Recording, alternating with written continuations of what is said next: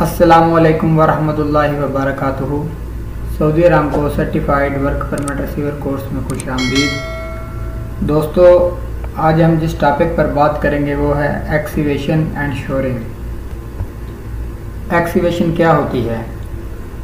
इंसान या किसी भी मशीन का इस्तेमाल करके ज़मीन में सुराख या गड्ढा खोदना एक्सीवेशन कहलाता है। आम तौर पर एक्सीवेशन अंडरग्राउंड यूटिलिटीज़ जिनमें water line, sewerage, communication cable को बिछाने या रिपेयर करने के लिए की जाती है। सऊदी अरामको और दुनिया भर में अनसेफ एक्सीवेशन बहुत से हादसात का बायस बनती है, जिनमें अमवात भी शामिल हैं। हर वो एक्सीवेशन जिसकी गहराई 1.2 मीटर या 4 फीट से ज़्यादा हो कन्फाइंड स्पेस कहलाती है, जिसमें काम करने के लिए कन्फाइंड स्पेस एंट्री परमिट लेना लाजमी होता है। एक्सीवेशन के दौरान ख़तरात और उनका कंट्रोल। केव इन, साइड वाल का गिर जाना।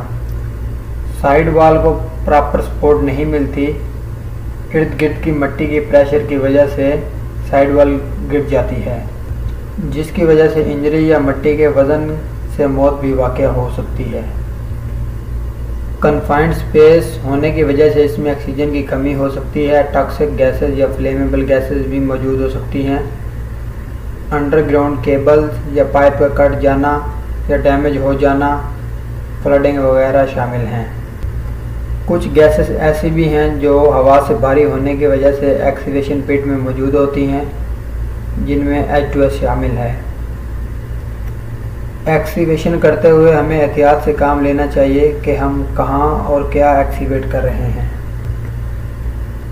इन ख़तरात को हम मुख्तलिफ़ तरीक़ों से कंट्रोल कर सकते हैं। अगर एक्सीवेशन 1.2 मीटर से गहरी हो तो confined space entry work permit का इस्तेमाल करके, एक्सीवेशन करने से पहले प्रॉपर प्लान और डिज़ाइन का इस्तेमाल करके, डेली बेसिस पर एक्सीवेशन को इंस्पेक्ट करके, एक्सीवेशन को हार्ड बैरिकेड और वार्निंग साइन का इस्तेमाल करके, एक्सीवेशन अगर रोड के नज़दीक हो तो नाइट के लिए फ्लशिंग लाइट का इस्तेमाल करके, मोटर व्हीकल्स, क्रेन या हैवी इक्विपमेंट का एक्सीवेशन एज से 2 मीटर दूर पार करके या उनका इस्तेमाल करके, एक्सीवेटिंग या back filling equipment excavation as के नज़दीक काम कर सकते हैं, जैसा कि एक्सीवेटर या बॉबकैट वगैरह। परमिट इशू करने से पहले प्री एक्सीवेशन चेकलिस्ट का इस्तेमाल करना। एक्सीवेशन इंस्पेक्शन चेकलिस्ट का इस्तेमाल करके हम मुख्तलिफ ख़तरात को कंट्रोल कर सकते हैं। 1.2 मीटर से ज़्यादा गहराई की एक्सीवेशन के लिए हॉट वर्क परमिट और कन्फाइंड स्पेस एंट्री परमिट का इस्तेमाल करना। मैकेनिकल एक्सीवेशन के लिए हॉट वर्क परमिट का इस्तेमाल और मैनुअल एक्सीवेशन के लिए कोल्ड वर्क परमिट का इस्तेमाल करना। मिट्टी की नौइयत को देखते हुए बेंचिंग, स्लोपिंग, शोरिंग मेथड का इस्तेमाल करना। एक्सीवेशन के दौरान निकलने वाली मिट्टी को एक्सीवेशन एज से 2 फीट दूर रखना। हर शिफ्ट का डेली बेसिस पे एक्सीवेशन का इंस्पेक्शन करना। वो एक्सीवेशन जो कन्फाइंड स्पेस कहलाती है उसके लिए इमरजेंसी रेस्क्यू इक्विपमेंट का इस्तेमाल करना, मिसाल के तौर पर स्काबा, लाइफलाइन या हार्नेस वगैरह। एक्सीवेशन के अंदर काम करने वाले वर्कर का ट्रेंड होना लाजमी है। शोरिंग क्या है? शोरिंग का मतलब एक्सीवेटेड साइड वाल को engineering structure, braces, uprights, vertical, horizontal rail से सपोर्ट करना है, जो कि लकड़ी या लोहे से बनी हुई होती हैं। शोरिंग एक्सीवेशन को प्रोटेक्ट करने के लिए थर्ड बेस्ट चॉइस है, जो कि साइड वाल को गिरने से बचाती है। क्वालिफाइड एक्सीवेशन डिज़ाइनर पर डिपेंड करता है कि वो soil type, working condition, hazard और स्पेस को देखते हुए किस तरह के एक्सीवेशन मेथड को प्रोटेक्शन के लिए इस्तेमाल करता है। वो एक्सीवेशन जिसकी गहराई 6 मीटर से ज़्यादा हो उसको प्रोटेक्ट करने के लिए स्लोपिंग या बेंचिंग का इस्तेमाल कर सकता है। स्लोपिंग का मतलब एंगल के ज़रिए साइड एक्सीवेशन को प्रोटेक्ट करना। स्लोपिंग के ज़रिए एक्सीवेशन को प्रोटेक्ट करना सबसे बेस्ट तरीक़ाकार है। स्लोप ऑफ सेफ एंगल मट्टी और लोड की कंडीशन पर डिपेंड करता है।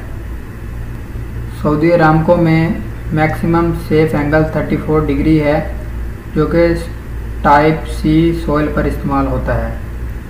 बेंचिंग क्या है? बेंचिंग का मतलब साइड वाल को एक या एक से ज़्यादा स्टेप बनाकर प्रोटेक्ट करना। बेंचिंग सेकंड बेस्ट चॉइस है। बेंचिंग मेथड इस्तेमाल करने के बाद साइड वाल का कोलैप्स होने से वर्कर को ख़तरा नहीं होता। एक स्टेप से दूसरा स्टेप 1.2 मीटर ऊंचा होना चाहिए। बुरेड केबल्स अंडरग्राउंड यूटिलिटीज़ में electric line, gas line, sewerage line, water lines, telephonic lines, cable या प्रोसेस लाइंस शामिल हैं, जिनके डैमेज होने से इंजरी या मौत भी वाक़ हो सकती है। एक्सकैवेशन के दौरान कोशिश करें कि अंडरग्राउंड यूटिलिटीज़ डैमेज ना हों। एक्सकैवेशन के दौरान अंडरग्राउंड यूटिलिटीज़ बहुत ज़्यादा ख़तरनाक हो सकती हैं क्योंकि ये नज़र नहीं आती। मिसाल के तौर पर क्रोबार, शावल या जैक हैमर का डैमेज केबल के साथ कनेक्ट होने की वजह से करंट लग जाना, जिससे मौत भी वाक़ हो सकती है। इन हैज़र्ड को हम मुख्तलिफ़ तरीक़ाकार से कंट्रोल कर सकते हैं। Yellow warning tapes, red tiles, sweet sand warning sign होते हैं जो कि अंडरग्राउंड यूटिलिटीज़ की निशानदेही करते हैं। इशूअर की रिस्पॉन्सिबिलिटीज़ होती है कि एक्सकैवेशन करने से पहले अंडरग्राउंड यूटिलिटीज़ को उनके हैज़र्ड को आइडेंटिफाई और मार्क करें, मिसाल के तौर पर फ्लैग या चाक्स के ज़रिए। जिस एरिया में इशूअर को अंडरग्राउंड यूटिलिटीज़ का कन्फर्म ना हो, वहाँ आपको काउंटर साइन की ज़रूरत भी होती है, जो कि दूसरा इशूअर कर सकता है। हो सकता है दूसरा इशूअर अंडरग्राउंड यूटिलिटीज़ के बारे में जानता हो।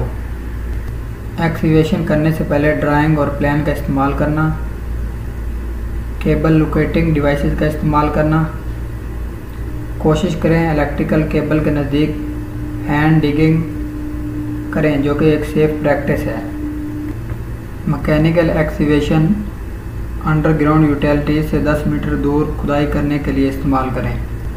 दोस्तों, इसके साथ ही आज का हमारा टॉपिक ख़त्म हुआ।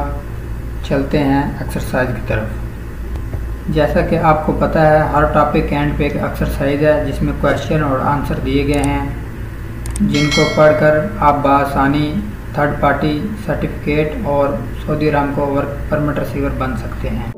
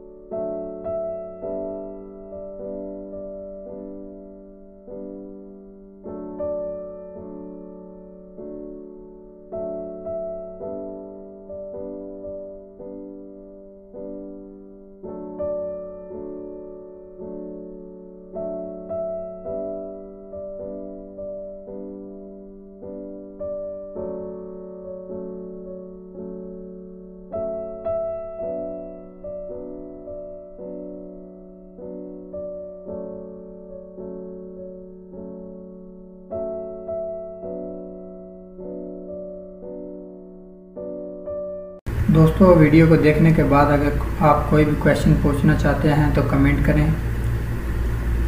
नेक्स्ट वीडियो में हम जिस टॉपिक पर डिस्कस करेंगे वो है हैज़ार्डियस मटेरियल। शुक्रिया।